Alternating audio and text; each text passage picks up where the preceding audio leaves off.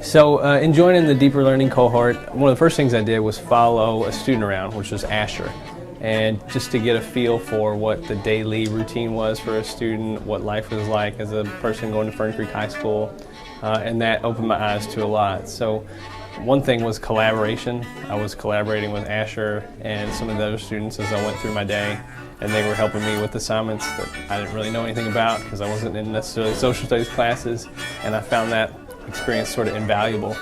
It also showed me how the lessons that I was teaching needed to shift to become more engaging for the students. So as a result of that, I tried to give students more of a voice in class, ask them what they like, what they don't like, try to come at content from a different angle to make it more engaging for them. Let's go through. My name is Asher. I'm a senior at Fern Creek High School. And when my history teacher followed me around during the student-teacher day, it was pretty cool. He got to know how we handled our lives every day here at Fern Creek High School. It's pretty cool. He learned that the workload that we have to do, the learning that we have to do, the paying attention, the not going to the bathroom all the time. He learned how packed the hallways can be and like how much all the time we have to do everything. It was a really great experience for him and me because he got to learn how we function here at Fern Creek. Did my thinking in a lot of ways and tried to have me try to make my classroom more engaging for the students.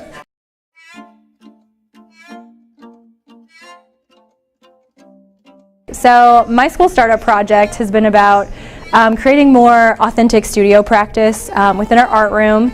I kind of identified a need for more self-directed learning in there, mostly because I was seeing that students were really depending on me for a lot of answers to questions that they could really answer themselves. So the way that we kind of went about restructuring the classes is that I started offering a lot more student choice. And in Art 3 specifically, we focused on passion projects. Students were asked to identify something that they wanted to learn more about. They chose their topic, and I was really just more of a facilitator for them. And so that allowed me to understand what they wanted to learn more about. They actually learned a lot more about finding resources other than the teacher to use, because we kind of talked a lot about how when you guys are out of high school, there is no teacher if you want to learn something. So we talked about using resources, we talked about idea sharing, and it really added a big sense of community to the room because students started depending on each other for some of those questions that they used to go to me for. And in all of my other classes, we're finding ways to incorporate that choice. It started with the idea of a passion project, and originally I've always wanted to do something on a large scale. So this was probably my best opportunity to figure something out to work on that'll introduce me to something large scale, and the passion project initiated that. After the school starter program, the art class is more of a choice. You get to pick your own stuff. Now we got a voice. Now we're trying to feel like art class.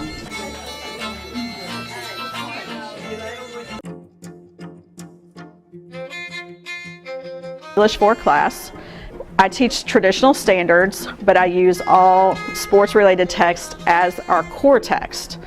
Then we use those discussions to connect to other text, and the students then have days of discovery and days of inquiry where they follow their questions and their inquisitiveness to work on things that they're interested in. They're doing the research, they're creating presentations, but it's all based on their personal interest. By the time a student writes a product or creates a presentation, they've been exposed to at least 7 different texts centered around that same theme.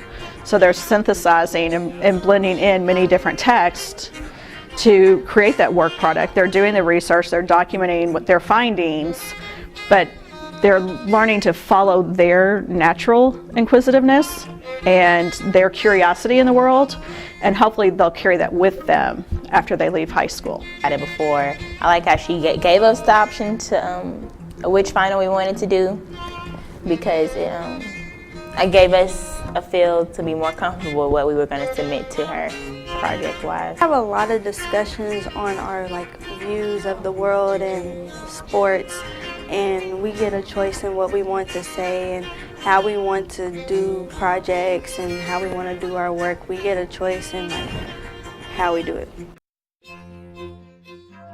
think that overall School Startup has allowed me to kind of explore new teaching practices in the classroom, from allowing students to have a little bit more independence in their work.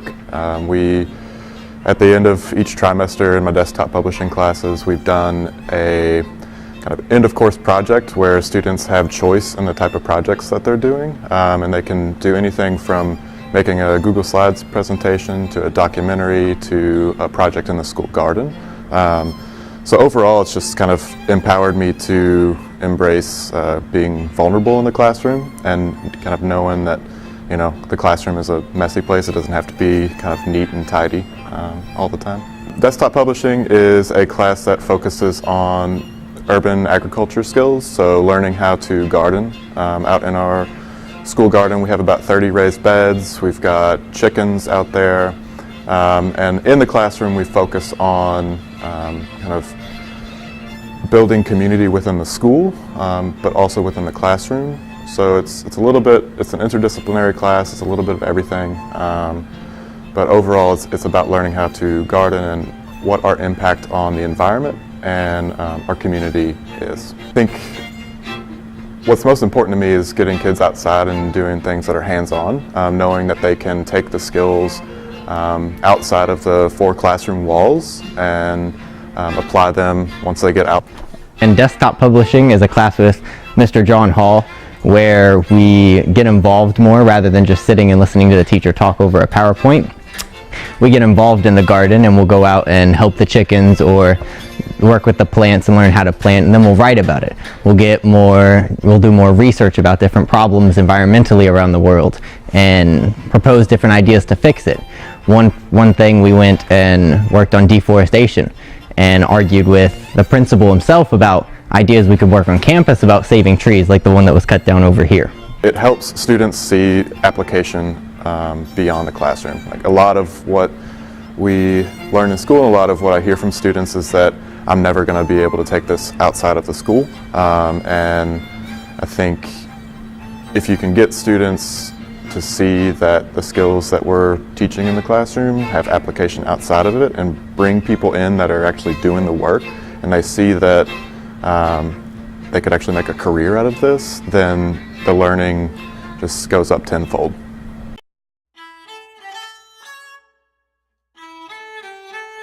Ms. Mai's class is basically taking real-life situations that we have going on now with our government and just anything in general in our school and relating it to what we're learning about government in our curriculum.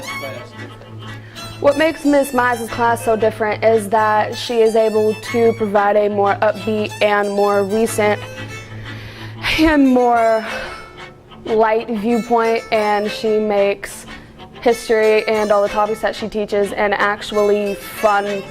And she actually makes class actually fun to be in it. My biggest technique is classroom discussions. I love having debates, especially in my government class. I think that a lot of teachers shy away from having debates in the classroom because they can get messy, but we forget that kids have opinions and they have things that they're passionate about, and if we don't allow them to get that out of their system in a safe environment, then they're never going to want to participate ever again. The traditional classroom setting was just not working for me. I teach computer graphics and I teach in the classroom. I would stand in the front of the class, I would teach something, and then the students, it would go over their heads and I would have to go around individually and help every one of them. And so I went to this conference down in Nashville called High Schools That Work, and what happened in that conference was a presentation that was about independent learning styles, and that presentation just inspired me greatly. And what I did was create units for them to work independently on. So it had like a tutorial and had some questions for them to work on, and then it had an assessment for them to complete. And by doing this, they were able to work independently and get things done, and I was able to help whenever I needed to. In my student shadowing, what I found out was that going from the first floor to all the way to the other side of the building to the third floor and then back down to the first floor on the other side of the building, there was no time between classes to decompress. And so by doing this, it gives the students the opportunity to take just a few minutes during class and not hurt their schedule of times. They still have a deadline, but they can take a 5-minute break, check their phones, check their email, whatever they need to do, and then get back to work. And it's so similar to industry. In the industry, the workplace where I worked, that's exactly what we did. We would get going on a project and we would have to take small breaks, whether to go to the bathroom or go check our email, but we were able to take that small break. So it mimics that in what we were doing in industry. Now that I'm a junior, we have Google Classroom and we are able to turn in work anytime we want, and we don't have to worry about, you know, waiting on everyone else. In chef class freshman year, it was kind of difficult because she was kind of going slow, and I hate like when people go slow. Like I want to, you know, go fast. So it was important for me to join School Startup because I feel like when it comes to education, the kids, a lot of the time they get really bored and they just kind of sit in class and they're really unengaged. And so School Startup gave me the motivation and gave me the opportunity to better my practice in an area that I knew kids needed and that I felt like I could improve. And so for me, my big desire was to get kids thinking and really thinking deeply about issues that were important to them. Criminal justice issues, racial issues, just anything that's hurting or harming our community. I wanted them to interact with stuff that was really authentic to their lives and to get an idea of how they felt about it. Not how Facebook or how their friends or how, you know, media told them to feel, but how they felt about it. And so for me, teaching isn't just teaching metaphors. It's not just teaching a book, you know, like it's not just teaching Shakespeare, it's so much more than that. It's teaching them how to interact in this world. Ms. Ball's a really good teacher. When you don't understand something, she'll take the extra time on her day to help you, even if it's on her own time, like after school. She shows that she really cares about her students and that she not only does her job, but she excels at it. Startup has just been such a good platform for me to be able to advocate for this kind of learning, to collaborate with other people who have very similar interests to me, and to really get my voice out there and help my students get theirs out as well.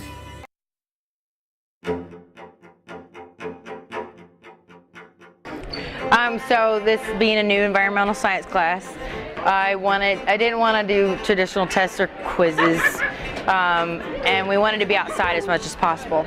So when we went outside, we identified problems on campus, and I wanted them to be able to solve those problems. So what I hope for students to accomplish with these projects was that they came up with an idea for their solution and they actually could be able to implement those solutions on campus. We don't want that dirty water going into the creek. Well, my project, it's based off of the rainwater problem that we've been studying in Miss Neiman's class. We started off with just looking at different species of leaves, mapping out Fern Creek and everything, seeing where most pollution was and rivers and everything like that. And then we started circling more in on where these projects would be at, like in depressions, elevations, stuff like that, where water and pollution could build up. And I just feel if everyone sees a new, better garden, it would improve work ethic, morality, happiness, and could even improve sleeping better. So Jack just presented, and what he presented was a project that he did in my class over the last 12 weeks. And what Jack did not know is that when I brought him here, he was going to get his project funded. So the Partnership for Greener Cities gave us $5,000 to start it.